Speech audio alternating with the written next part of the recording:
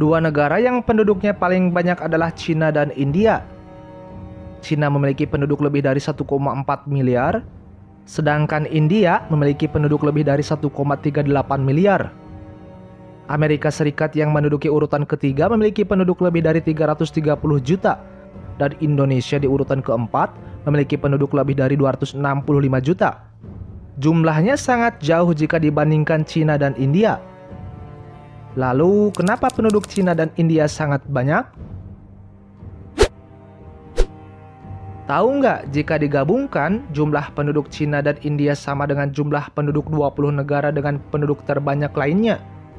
Kemudian jumlah ini juga sama dengan jumlah penduduk di 170 negara lainnya, selain 22 negara yang penduduknya paling banyak.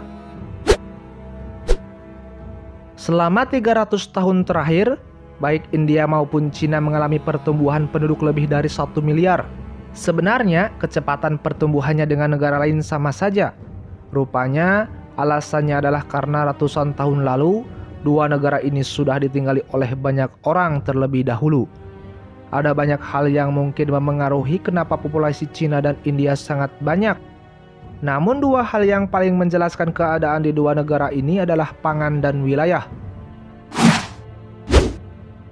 Sebuah tempat yang memiliki tanah yang subur dan air bersih membuat penduduk mudah bercocok tanam.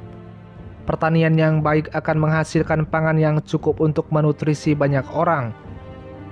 10 negara yang paling padat penduduknya di dunia rata-rata memiliki tanah pertanian yang luas.